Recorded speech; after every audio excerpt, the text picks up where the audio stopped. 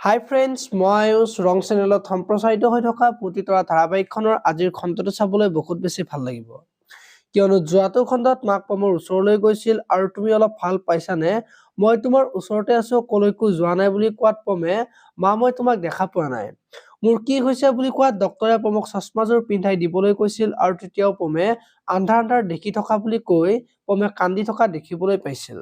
আৰু আজিৰ খণ্ডটোত পমৰ ওচৰলৈ দেউতাক যাব আৰু তেতিয়া মাকে দেউতাকৰ আগত পমে যে আন্ধাৰ আন্ধাৰ দেখি আছে আৰু বেলেগ একো দেখা নাই সেই কথাটো দেউতাকৰ আগত কব। আৰু তেতিয়া দেউতাক আচৰিত হৈ পৰিব আৰু বহুত বেছি চিন্তা হোৱা দেখিবলৈ পাব আৰু ডক্তৰজনক সোনকালে ঠিক কৰিবলৈ ৰিকুৱেষ্ট কৰা দেখিবলৈ পাব। ইফালে আকৌ অনুৰাজী প্ৰজ্ঞাৰ ওচৰত যাব আৰু তই ঘৰখনত কি উল্টা পুল্টা কথা লগাই আছা আৰু তই পমৰ লগত কিহৰ কাৰণে এইবোৰ কৰিলি বুলি প্ৰজ্ঞাক গালি পাৰিব আৰু তেতিয়া প্ৰজ্ঞাই পাগল হৈছে নেকি, মই যে পমৰ লগত এইবোৰ কৰিম নেকি বুলি অনুক কব। আৰু তেতিয়া অনুই এইবোৰ তোৰে কাম বুলি প্ৰজ্ঞাক কোৱা দেখিবলৈ পাব। আনফালে কিংচুকে প্ৰজ্ঞাক পমে যে চকুৰে দেখা নোপোৱা হৈছে সেই কথাটো কব আৰু তুমি পমৰ লগত এইবোৰ কিয় কৰিলা, তাৰ জীৱনটো ধ্বংস হৈ গল বুলি প্ৰজ্ঞাক কব। আৰু তেতিয়া প্ৰজ্ঞাই কিংচুকক বেয়াকৈ কোৱা দেখিবলৈ পাব। আপোনালোকে পুৱতিতৰা ধাৰাবাহিকখন চাই কেনেকুৱা পায় কমেন্ট কৰি জনাব।